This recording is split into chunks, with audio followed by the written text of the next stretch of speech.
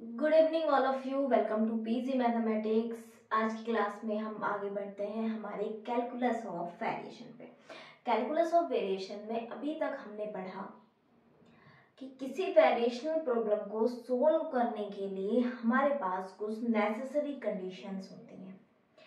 कुछ necessary conditions होती हैं जिन्हें हमने टर्म बाय टर्म नाम दिया। अलग अलग कंडीशंस के लिए आयलर लैग्रांज और आयलर पॉइसन और स्टोगार्डस की, और जो अभी हमने लास्ट ही पढ़ा है ब्रोकन एक्सट्रीमर, उसके लिए हमने एर्डमान इक्वेशन कंडीशंस थी, वाइटास एर्डमान, वो भी पढ़ी है। अब लेकिन अभी तक जो हमने पढ़ा आंसर भी आ रहे थे, लेकिन वो सारे क्या है, नेसेसरी कंडीशंस। क्या है, नेसेसरी है, उनका होना जरूरी ही जरूरी है। ठीक है। एक होती है सफिशिएंट कंडीशन। सफिशिएंट कंडीशन क्या होती है कि हमें किसी प्रॉब्लम के लिए एक्सट्रीमली फाइंड करना होता है, तो सफिशिएंट कंडीशन, यदि सफिशिएंट कंडीशन जो कंडीशन है वो हमारी हो जाए तो फिर हमें नेसेसरी को भी चेक करने की जरूरत नहीं होगी। वो सफिशिएंट है तो हमारा हो जाएगा, है ना। यदि ए इम्प्लाइज बी करे, लेकिन यदि हमारी कंडीशन होल्ड नहीं हो रही है तो हम ये नहीं कहेंगे, यदि बी इम्प्लाइज ए नहीं कर रहा है तो हम ये नहीं कहेंगे कि हमारा सॉल्यूशन है नहीं, या वेरिएशनल प्रॉब्लम के पास सॉल्यूशन नहीं है। तो आप लोग जानते होंगे वेरिएशनल प्रॉब्लम, आप लोग जानते होंगे कि necessary conditions and sufficient condition में क्या डिफरेंस होता है। जैसे आपने पढ़ा होगा कैलकुलस में, आपने कॉन्टिन्यूटी और डिफरेंशियबिलिटी में जरूर पढ़ा होगा कि continuity is the necessary condition for differentiability. क्या है, कॉन्टिन्यूटी नेसेसरी कंडीशन तो है बट सफिशिएंट नहीं है।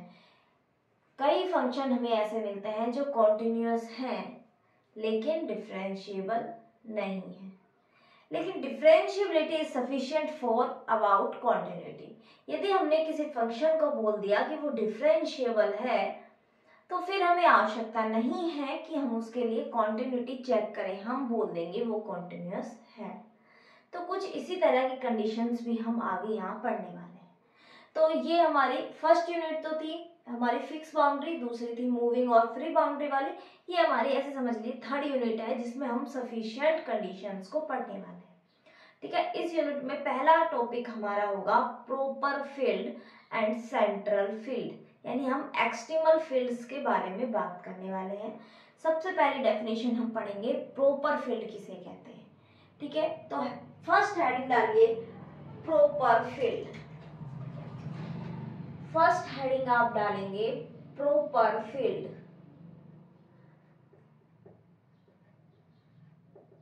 आपकी पहली हेडिंग होगी प्रॉपर फील्ड। प्रॉपर फील्ड क्या होगा, एक फैमिली ऑफ कर्व होंगे। ठीक है।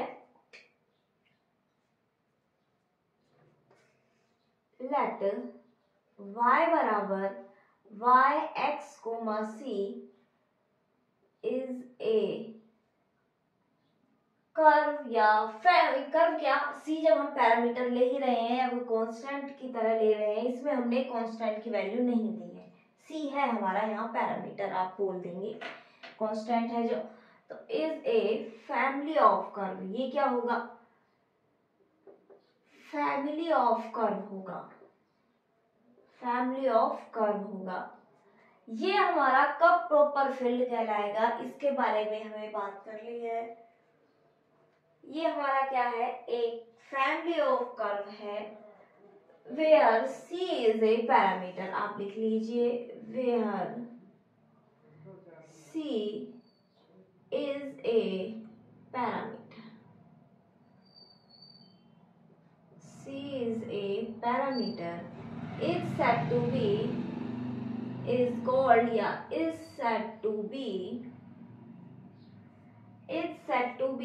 proper field,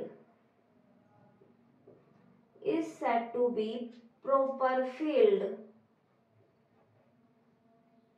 is said to be proper field in region D, in region D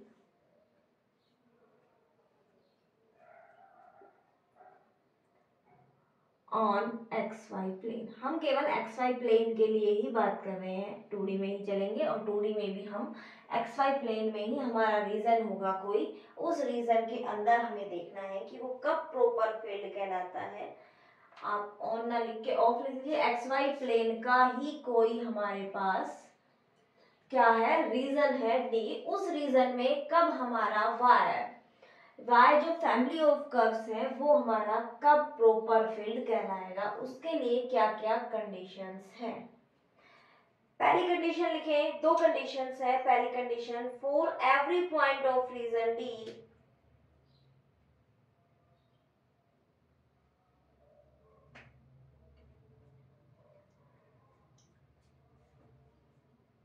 पहली कंडीशन लिखिए, for every point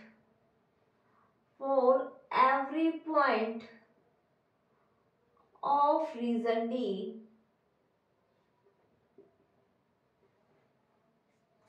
there exists a curve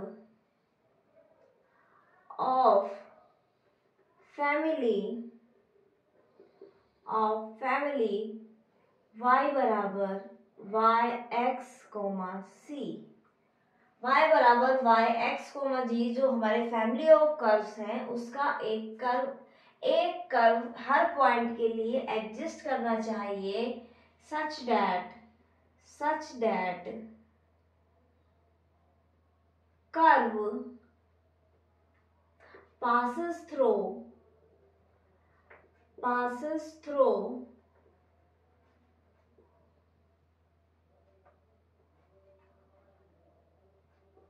that point।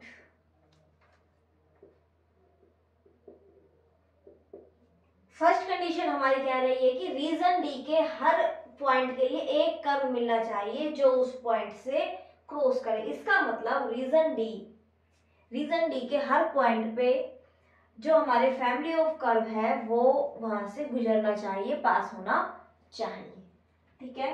दूसरी condition, पहली कंडीशन हमें क्या बताती है कि रीजन के हर पॉइंट से कम एक कर्व तो जाना ही चाहिए। सेकंड कंडीशन हमारी बताती है, there exist one and only one curve.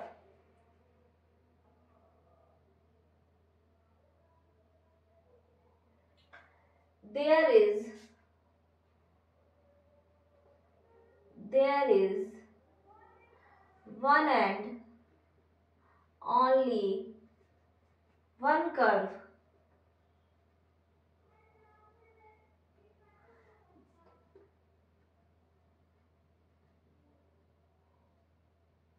there is only one and only one curve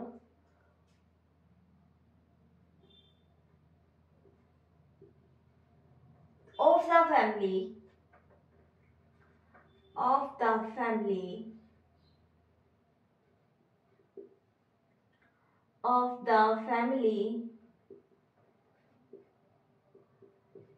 y, which passes through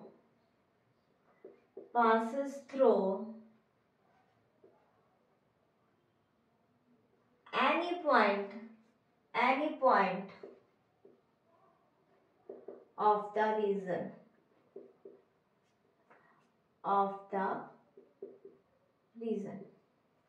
दूसरा पॉइंट हमें बता रहा है कि रीजन के हर पॉइंट से जो कर्व हो रहे हैं, ये क्रॉस हो रहा है, वो केवल एक ही कर्व होना चाहिए। यानी कि हमें पता लगा, हमें प्रॉपर फील्ड की डेफिनेशन हमें क्या बता रही है। देखो, मान लिया ये एक्स वाई प्लेन है, ये हमारा रीजन है, ये क्या है, रीजन है, ये मेरा है region D, X Y plane पूरा है। अंदर वाला पार्ट क्या है, इंटीरियर, जिसे हम इंटीरियर बोलेंगे, और इसे हम बोलेंगे बाउंड्री। क्या बोलेंगे, बाउंड्री बोलेंगे, किसकी, डी की। ये कह रहा है पूरे डी के हर पॉइंट से एक तो कर्व क्रॉस होना चाहिए, एक। दूसरा ये कह रहा है कि किसी भी पॉइंट से दूसरा कर्व क्रॉस नहीं होना चाहिए। जैसे अब मैंने ये कर्व क्रॉस किया तो एक मुझे ये पॉइंट मिला जिससे एक से ज्यादा कर्व क्रॉस हो रहे हैं, तो ऐसा भी नहीं होना चाहिए। यदि ऐसा होता है तो ये प्रॉपर फील्ड नहीं है, ये प्रॉपर फील्ड नहीं है यदि ऐसा होता है। इसके लिए हम एग्जांपल्स के लिए बात करते हैं। एक बार फिर से समझ लीजिए, प्रॉपर फील्ड क्या होगा, उस रीजन के हर पॉइंट से फैमिली ऑफ कर्व क्रॉस होना चाहिए, लेकिन केवल एक ही कर्व, उस फैमिली का केवल एक ही कर्व होगा, तो ही हम उसे प्रॉपर फील्ड बोलेंगे। जैसे फर्स्ट है y बराबर x प्लस सी। y बराबर x प्लस सी, ये क्या है, हमारा family of curve, and c हमारा बिलोंग कर जाएगा रियल नंबर से। c पैरामीटर लिया है, वैसे यहाँ हम बात करें यदि c कांस्टेंट है तो हमारे पास यदि बाउंड्री कंडीशंस ना दी जाए तो हम एक स्पेसिफिक नहीं निकालेंगे तो हमें फैमिली ऑफ कर्व मिलेगा। तो ये हमारा फैमिली ऑफ कर्व है c, जहां पे हमारा पैरामीटर कहला रहा है। ठीक है, तो अब हम बात करते हैं कि रीजन हम लेते हैं इसके लिए। जो हमारा रीजन है डी, हम रीजन लेते हैं कौन सा, X square plus Y square less than equal to 1। यदि हम यूनिट सर्किल लेते हैं तो ये कैसे बनेगा, ये मान लिया मेरा यूनिट सर्किल है, ये क्या है, यूनिट सर्किल है, ये एक्स एक्सिस है, ये वाई एक्सिस है, ये एक्सिस है, ऐसे मत समझ लेना ये मैंने कर्व नहीं ड्रॉ किए हैं, मैं इसे डॉट डॉट कर देती हूँ कुछ इस टाइप से, तो अब आप समझ जाएंगे ये एक्स एक्सिस है, ये वाई एक्सिस है, ये हमारा रीजन डी हो गया।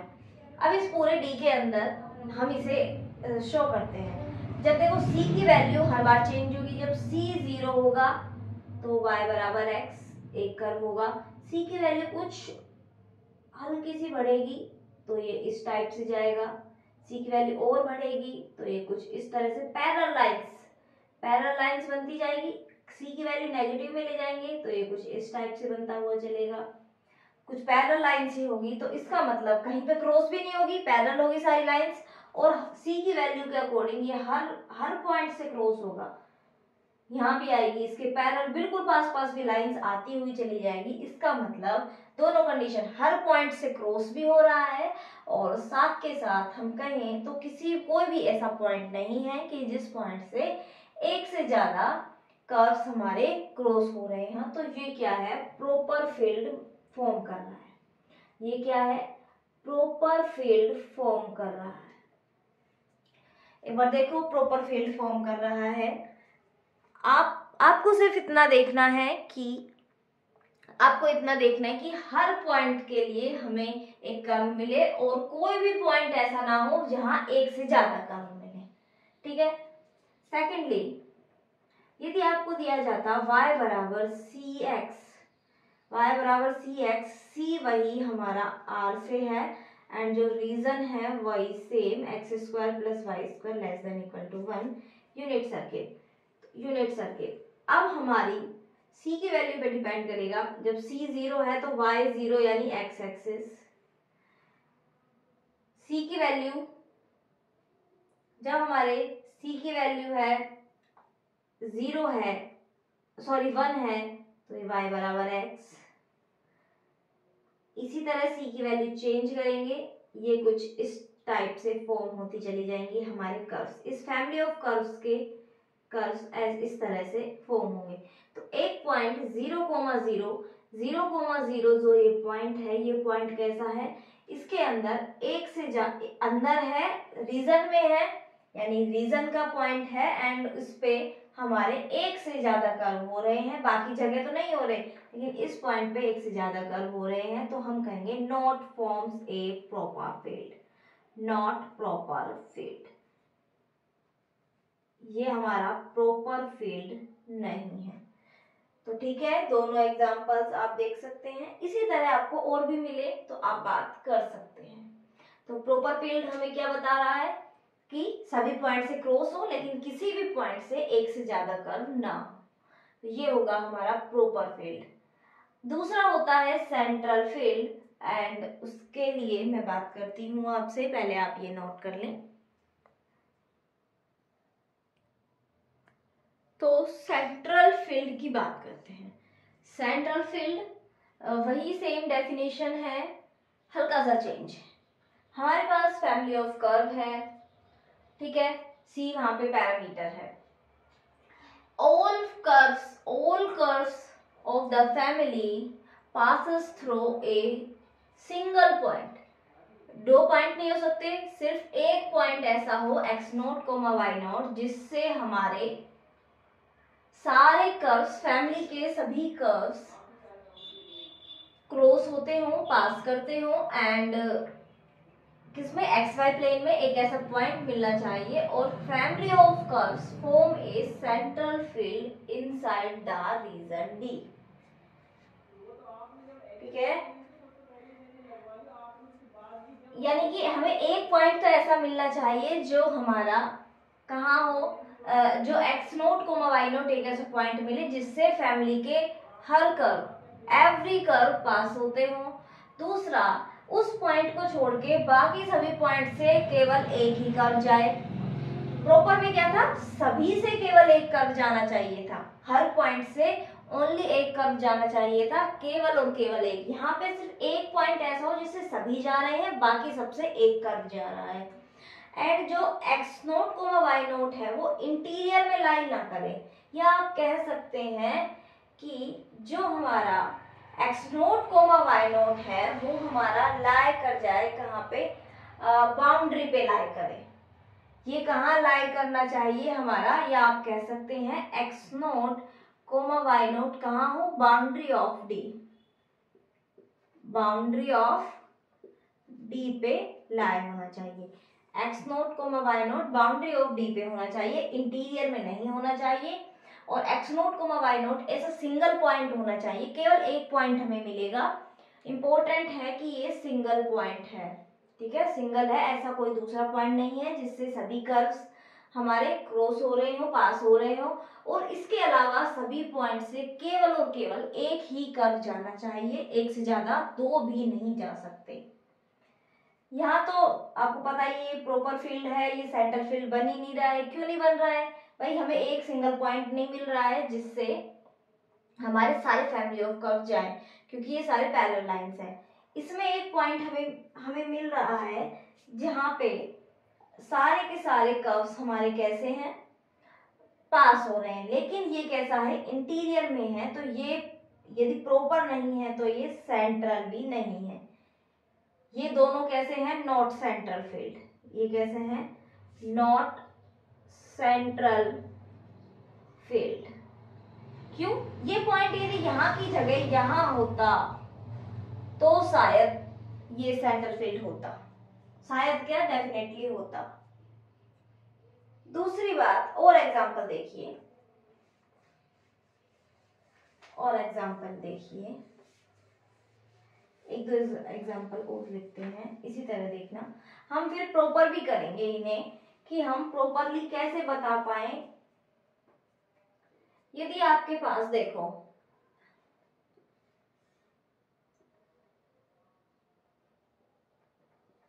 कुछ इस टाइप से मिल जाए, इस तरह से आपको कर्व्स मिलते जा रहे हैं,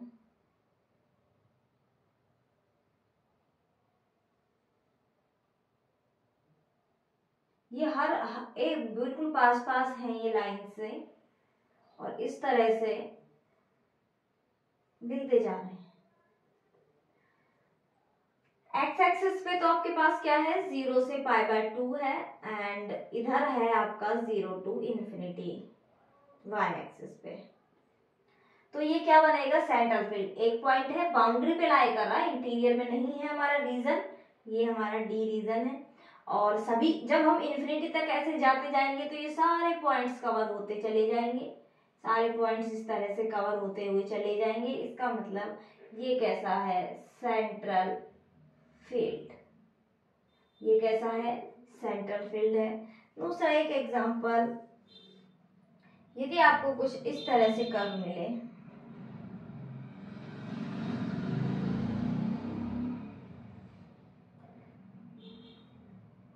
कुछ इस तरह से,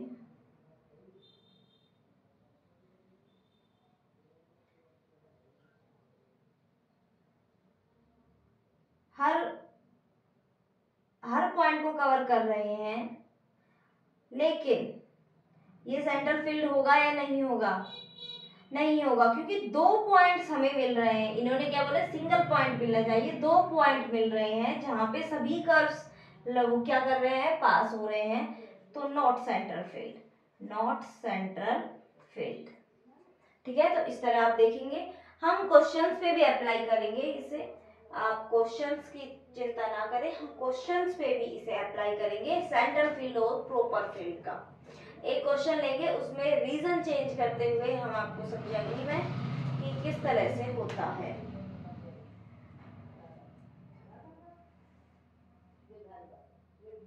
और यदि आपको कुछ, चलो छोड़ो, जो ये पॉइंट है ना, ये सेंटर पॉइंट का जो ये पॉइंट है, जो X naught comma Y naught है, ये क्या कहलाता है, पेंसिल ऑफ द कर्व। ये क्या कहलाता है, सेंटर है जो ये centre at pencil of the curves. ये कर्व्स, ये जो पॉइंट है वो कहलाता है centre of pencil of the, centre at pencil of curves. जो ये X naught comma Y naught है, ये point X naught comma Y naught जहां पे सभी मिलते हैं, ये क्या कहलाता है, centre, centre at pencil of curves. Centre at pencil of curve कहलाता है सेंटर फील्ड में, क्योंकि ऐसा हमें पॉइंट जिससे सभी कर्व्स पास हो रहे हैं, ये केवल हमें सेंटर फील्ड में मिलता है। ठीक है, तो आप ये नोट डाउन करेंगे। देखिए प्रॉपर फील्ड में क्या था कि रीजन के हर पॉइंट से कम से कम क्या, एक ही, केवल और केवल एक कर्व क्रॉस करें, लेकिन हर पॉइंट से कोई ऐसा पॉइंट नहीं छूटना चाहिए जहां से हमारा कोई कर्व, यदि हमारा कोई कर्व है वो नहीं पास हो रहा हो। लेकिन इसमें ऐसा है कि हर से कम एक, यूनिकली एक जाना चाहिए, लेकिन केवल एक पॉइंट ऐसा मिले, वो भी रीजन की बाउंड्री पे मिलना चाहिए, इनसाइड नहीं। कैसा, इंटीरियर में नहीं, बाउंड्री पे एक पॉइंट मिलना चाहिए जिससे फैमिली ऑफ कर्व्स के ऑल कर्व्स पास होते हैं, तो वो सेंटर कहलाता है। ठीक है, सेंटर फील्ड कहलाता है। तो ये दोनों डेफिनेशंस आपको समझ आई होगी। हम आगे बढ़ते हैं, पहले आप ये नोट करें। तो नेक्स्ट डेफिनेशन है अपनी एक्सट्रीमल फील्ड की। एक्सट्रीमल फील्ड हमारा कौन सा होगा, देखिए प्रॉपर फील्ड और सेंटर फील्ड जब हमने पढ़ लिया है, तो ये किससे बनता है, ये है क्या, फैमिली ऑफ कर्व्स है, क्या फैमिली ऑफ कर्व्स, बस अलग अलग डेफिनेशन में हमने इन्हें मोल्ड किया है और प्रॉपर और सेंटर फील्ड का नाम दिया है। तो वो जो फैमिली ऑफ कर्व्स है या प्रॉपर फील्ड या सेंटर फील्ड है, यदि ये किसी वेरिएशनल प्रॉब्लम के लिए, ध्यान से सुनिए, यदि एक्सट्रीमल्स है, सॉरी फैमिली ऑफ कर्व्स है, यदि किसी वेरिएशनल प्रॉब्लम के लिए एक्सट्रीमल फील्ड बनते हैं, एक्सट्रीमल कर्व्स बनते हैं, ठीक है, एक्सट्रीमल फैमिली ऑफ कर्व्स बनते हैं, तो उन्हें हम एक्सट्रीमल फील्ड कहते हैं। यानी कोई फैमिली ऑफ कर्व है, मैंने कोई वेरिएशनल प्रॉब्लम सोल्व की, बाउंड्री कंडीशंस नहीं है, जैसे हमें एग्जांपल में दिख रहा है कि बाउंड्री कंडीशंस नहीं है, तो यानी कांस्टेंट उसमें रहने वाला है, सी पैरामीटर रहने वाला है, तो हमें क्या मिलेगा, फैमिली ऑफ कर्व्स मिलेगा। तो वो फैमिली ऑफ कर्व्स यदि प्रॉपर फील्ड या सेंटर फील्ड फॉर्म करे, तो उसे हम कहेंगे कि वो कैसा है, एक्सट्रीमल फील्ड है या फील्ड ऑफ एक्सट्रीमल्स है। क्या एक फील्ड है, प्रॉपर फील्ड है या सेंट्रल फील्ड है, यानी कोई फील्ड है वो किसी वेरिएशनल प्रॉब्लम के लिए उस एक्सट्रीमल फैमिली ऑफ एक्सट्रीमल्स का काम करें, फैमिली ऑफ एक्सट्रीमल्स का की तरह काम करे, तो उसे हम कहेंगे एक्सट्रीमल फील्ड और फील्ड ऑफ एक्सट्रीमल्स। इस एग्जांपल से समझते हैं, ये हमारे पास है एक वेरिएशनल प्रॉब्लम। इस वेरिएशनल प्रॉब्लम में देखो हमारे पास क्या है, हमने इसमें यूज करनी है आयलर लैग्रांज इक्वेशन। क्या यूज करनी है, आयलर लैग्रांज इक्वेशन। सबसे पहले इसे सोल्व करने के लिए हम यूज करेंगे इसमें Euler Lagrange equation. Euler Lagrange equation के बाद हमारे आयलर लैग्रांज इक्वेशन क्या होती है, del F upon del Y minus D Y D X del F upon del Y dash बराबर 0। कुछ इस टाइप से होती है। ये हमारा f है, y के रेस्पेक्ट क्या हुआ, माइनस का 2y माइनस का D Y D X Y dash यानी कि 2y डैश बराबर 0, और ये हमारे पास आया y double dash plus y बराबर 0। ये हमारी ODI, इसे हम डायरेक्टली सोल्व कर सकते हैं। आयोटा प्लस माइनस आयोटा आएंगे ऑक्सिलरी इक्वेशन के रूप। तो इसके लिए हम y ऑफ x को या y of x comma c लिखें आप, या y लिखें, जो भी आप लिखना चाहें लिख सकते हैं। यहाँ पे हमारे पास क्या होगा, दो कांस्टेंट आएंगे, c1 cos x plus c2 sin x। ये इसका सॉल्यूशन होगा। सॉल्यूशन क्या होगा, c1 cos x plus c2 sin x। c1 और c2 यहाँ पे दोनों क्या है, पैरामीटर है। c1 और c2 दोनों कैसे हैं, पैरामीटर हैं। तो अब हमें इसमें देखना है कि कैसे ये किस तरह से बनते हैं। अब देखो यहाँ पे हमारे पास बाउंड्री कंडीशंस होती, 0 पे या π/4 पे वैल्यू दी होती, तो हम यहाँ c1 c2 की वैल्यू कैलकुलेट करने की कोशिश करते हैं। यहाँ पे हमें गिवन नहीं है। फर्स्ट पॉइंट आप देखिए, यदि मेरे पास कुछ इस टाइप की बाउंड्री कंडीशन है कि मेरा c2, यदि मेरे पास कुछ इस तरह की बाउंड्री कंडीशंस हैं कि मेरा जो c2 है वो c2 0 हो रहा है। क्या हो रहा है, c2 0 हो रहा है, यानी कि y ऑफ x क्या है, c1 cos x। y of x क्या है, c1 cos x है।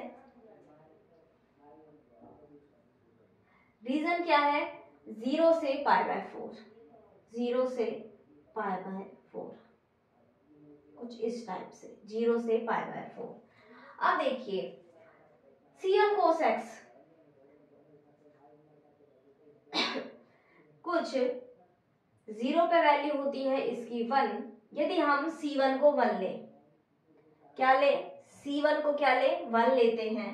देखिए हम बना रहे हैं फैमिली ऑफ कर्व्स का। मैंने पहला कर्व लिया c1 को 1। जब मैंने यदि c1 को 0 लिया, यदि मैंने c1 को 0 लिया तो y 0 यानी x एक्सिस ये बन गई। अब मैंने c1 को 1 लिया, जब 1 लिया तो cos x, cos 0 पे 1 एंड cos π/4 पे आता है 1/√2। कुछ मानिए यहाँ पे आ रहा है 1/√2, कुछ इस तरह से बना। अब c1 को मैं 1 से ऊपर 1.1 भी ले सकती हूँ, तो ये कुछ बढ़ेगा। और यदि मैं इससे छोटा लूं, c1 को 0.9 लूं, तो क्या होगा, 1 को 0.9 से मल्टीप्लाई करेंगे तो 0.9, और 1/√2 को 1 से कम से मल्टीप्लाई करेंगे तो और थोड़ा कम होगा। तो ये कुछ इस तरह से बनेगा। कैसे बन रहा है समझ आ रहा होगा। देखो 0 पे वैल्यू क्या है, cos x की 1 है, तो जब यदि मैं 1 को 1 से बड़े नंबर से मल्टीप्लाई करूं तो बड़ा आएगा। यदि हम किसी भी नंबर को 1 से बड़े नंबर से मल्टीप्लाई करते हैं तो वैल्यू बढ़ जाती है, और छोटे से करते हैं तो कम हो जाती है। यदि c1 को मैंने 1 से छोटा लिया तो ये वैल्यू नीचे बढ़ने लगेगी। तो ये कुछ इस तरह से होगी। 0 तो नहीं होगी ये कभी, कुछ रेशियो इनका कम होगा, कुछ ये 0 तो नहीं होगी वैल्यूज, कुछ इस तरह से ये बनती हुई चली जाएंगी लाइंस हमारी। ठीक है, 0 तो कब होगी, जब हमारा c1 0 होगा, तो ये 0 के इस तरह नजदीक आती हुई चली जाएगी। लेकिन हम ये नहीं कह सकते कि 0 से सारे के सारे कर्व्स होंगे पासेस, ये हम देख सकते हैं 0 से एक कर्व ये आएगा और कुछ इस तरह से ये हमारी बनेगी। ये थोड़ा मैंने बनाने में थोड़ी गलती कर दी, तो मुझे ढंग से नहीं बना मेरा, क्योंकि पैमाना तो है नहीं, कुछ स्केल हमने फिक्स थोड़ी किया है। तो कुछ इस तरह से बनेगा। यानी ये जो रीजन है 0 से π/4 का, ये रीजन है, इसमें हमें हर पॉइंट के लिए हमें क्या मिल रहा है, एक कर्व मिल रहा है। और कोई भी एक पॉइंट ऐसा नहीं मिल रहा है, कोई भी एक पॉइंट मुझे ऐसा नहीं मिल रहा है कि सारे कर्व वहीं से हो। हमें लग रहा है कि कहीं 0 के पास सारे कर्व्स ना पहुंच जाए, लेकिन होगा नहीं। देखो ये कर्व्स तो मैंने बनाए हैं, फर्स्ट वाला तो मैंने आपको बना के बताया है, तो ये नहीं जाएगा। इसका मतलब ये कैसा फील्ड बना रहा है, ये फॉर्म कर रहा है, प्रॉपर फील्ड फॉर्म कर रहा है। कैसा फील्ड फॉर्म कर रहा है, प्रॉपर फील्ड,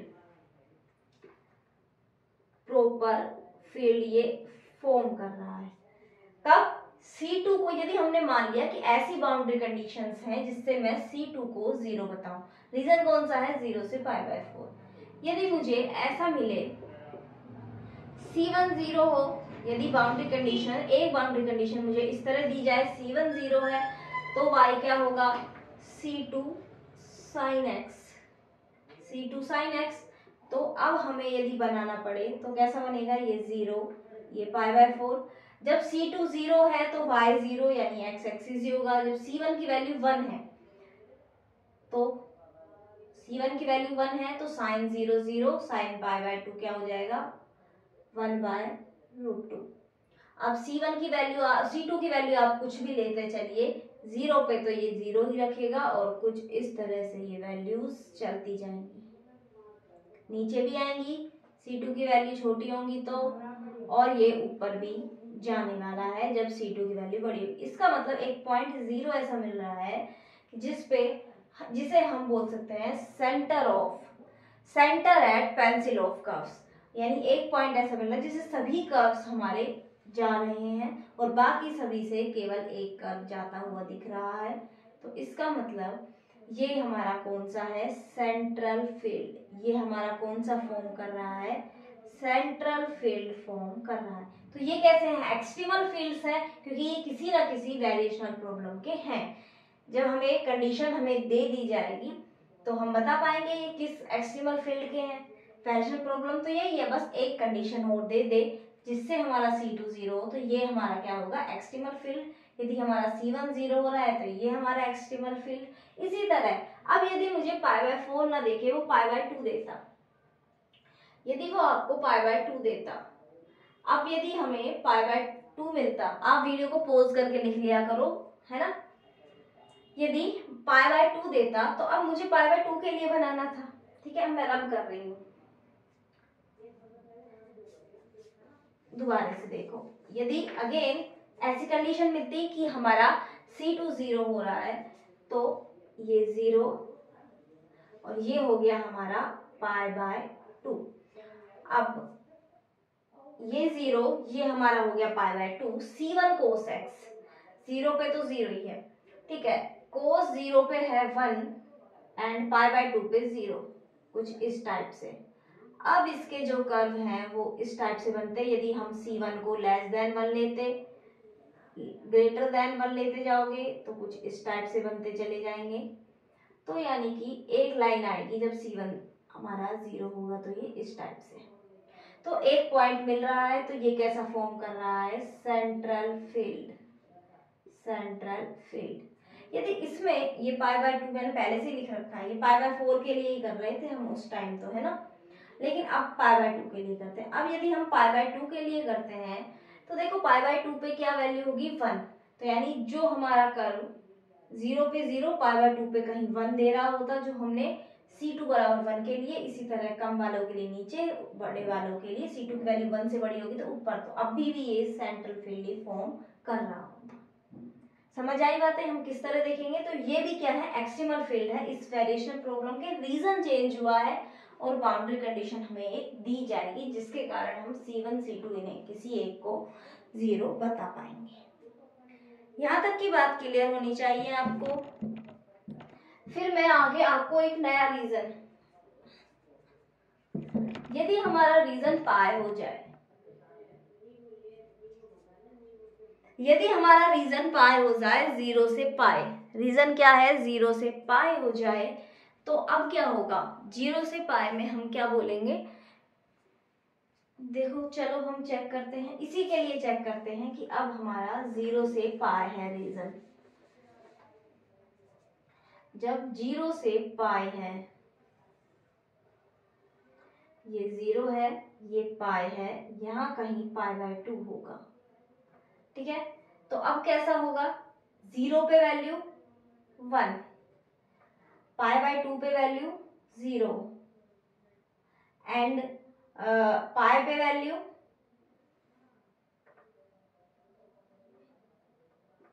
-1, फिर इसी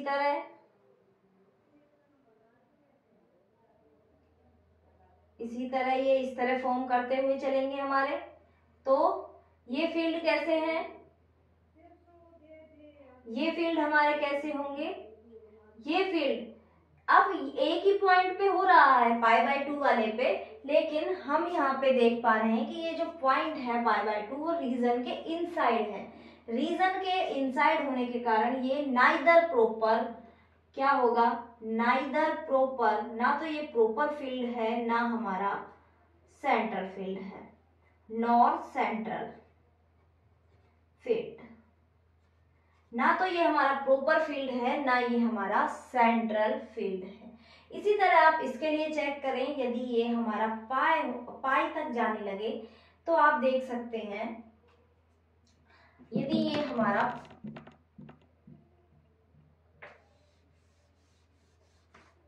हमारा पाई तक जाएगा,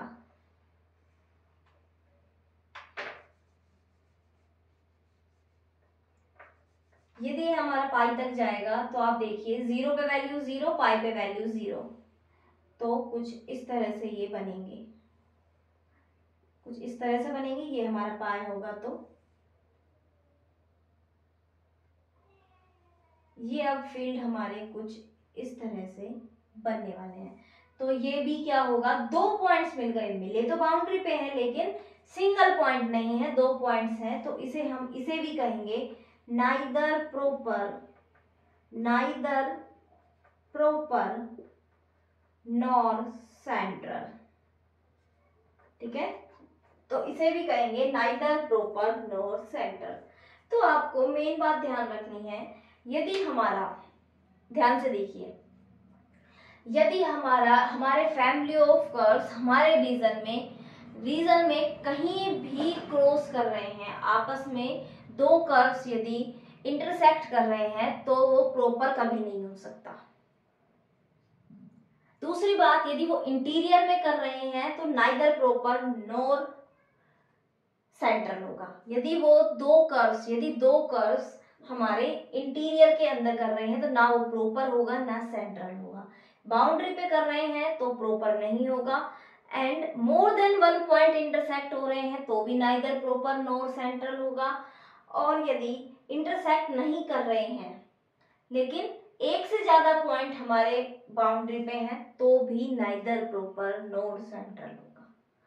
इसको मैं समराइज करके नेक्स्ट क्लास में आपको लिखा दूंगी। अभी के लिए आपको डेफिनेशंस याद रखनी है, जो एग्जांपल हमने किया है ये एग्जांपल को समझना है, एक बार खुद से ट्राई करना है, फिर हम आगे बात करेंगे नेक्स्ट क्लास में। Okay, bye bye, thank you, share with your friends and join the Telegram and share your problems for solution in the Telegram discussion group.